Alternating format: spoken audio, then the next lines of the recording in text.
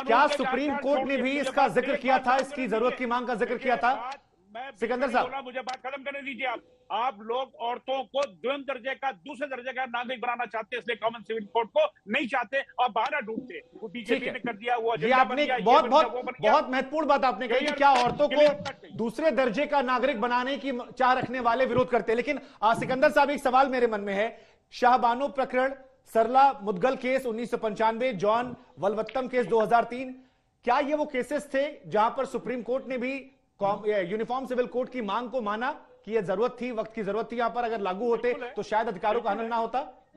बिल्कुल है, बिल्कुल कॉमन सिविल कोड की जरूरत है भारत के अंदर। आप देखिए, इस्लामिक कंट्री है जिसको सऊदी अरेबिया कहते हैं, जो हार्डकोर वहां पे मुसलमान है, वहां के वाबिज्म को मानने वाले हैं, वहां भी कुछ उनकी है, कुछ कानून के कुछ उन्होंने बना रखे हैं जो कुरान के अंदर नहीं है, शरा में नहीं है। पाकिस्तान में भी आज भी जो है उनका पैनल कोड चल रहा है, जबकि इस्लामिक कंट्री है। ईरान के अंदर, टर्की के अंदर सबने बना रखा है, रिवाजी मुल्क है, उसके हिसाब से, वक्त के हिसाब से। के शर्मा साहब, अब एक सवाल मन में आता है कि बीते 27 सालों में भारतीय जनता पार्टी ने गुजरात के अंदर एक भी मुसलमान को टिकट नहीं दिया। के शर्मा साहब, 27 साल में बीजेपी ने एक मुसलमान को टिकट नहीं दिया। यूपी जैसे बड़े स्टेट में आप टिकट देते नहीं हैं, लेकिन आपको मुस्लिम बहनों की चिंता जो है वो बहुत सताती है, चाहे वो 3 तलाक की बात हो या फिर 2007 में। अच्छा, 2007 में, चलिए एक दो अब अलग केस हो सकते हैं कि ठीक है, वो गलती अगर है तो ठीक है, एक दो केसेस यूं, लेकिन 27 साल में 27 टिकट भी नहीं गए, ये पक्का बात है। तो फिर सवाल ये है के शर्मा साहब कि मुसलमानों को टिकट नहीं देना है, उनको सियासत में भागीदारी नहीं देनी है, लेकिन मुस्लिम महिलाओं का इतना ख्याल बीजेपी को क्यों आता है तुष्टीकरण की सियासत के लिए? क्योंकि यूनिफॉर्म सिविल कोड से हिंदुओं का फायदा नहीं होने वाला, उन पर कोई असर नहीं पड़ने वाला, उनकी सेहत पर कोई असर नहीं पड़ेगा। तो क्या ये तुष्टीकरण की सियासत है जो चुनावों में जरूरी है बीजेपी के लिए?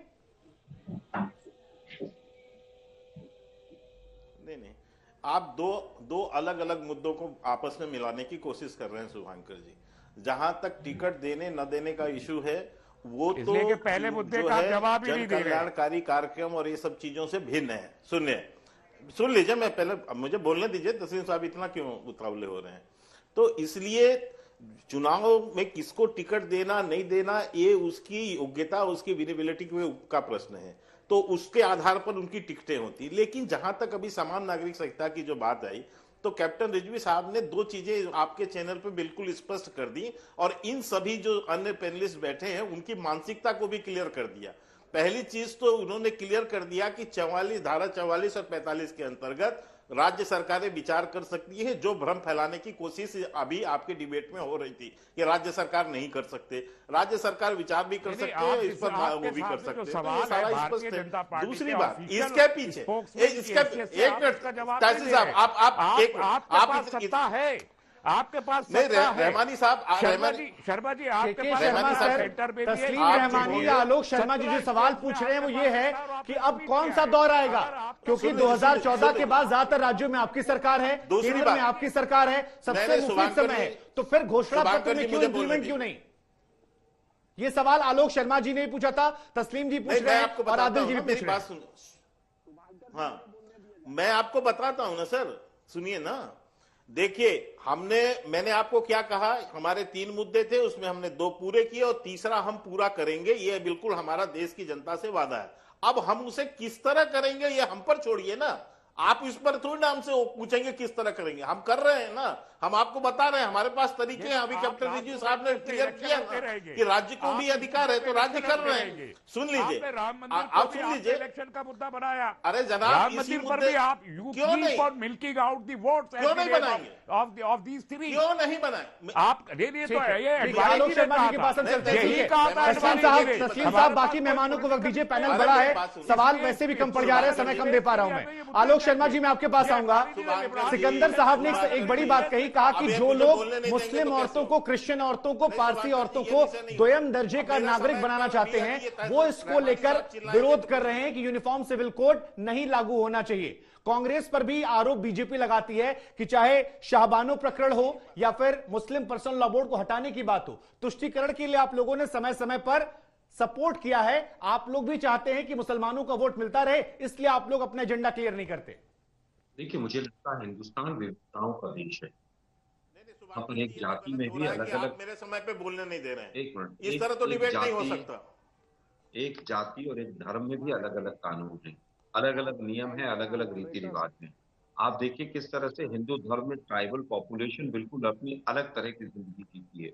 एक क्रिश्चियन जो केरला में रहता है और एक क्रिश्चियन नॉर्थ ईस्ट में रहता है, उसके तमाम रीति रिवाज बिल्कुल अलग अलग हैं। क्या उनको सबको मर्ज कर देंगे हम? क्या आर्टिकल 371 को हम हटा रहे हैं?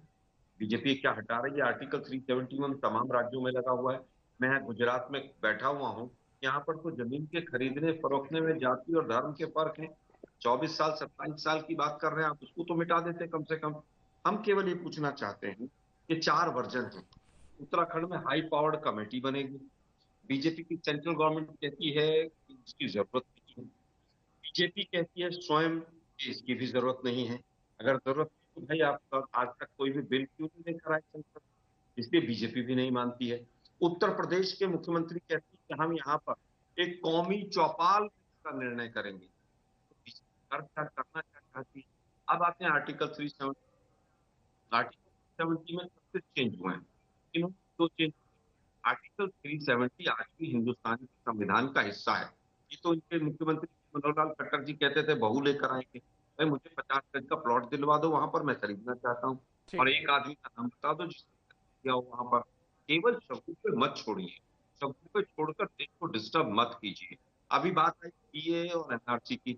इनके हेमंत बिश्व शर्मा उसके धुर विरोधी हैं, इनके तमाम घटक दल धुर विरोधी हैं। क्या एनआरसी लागू किया? क्या सीए लागू किया?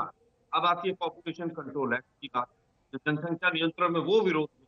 अरे भाई भाजपा पक्ष में है क्या?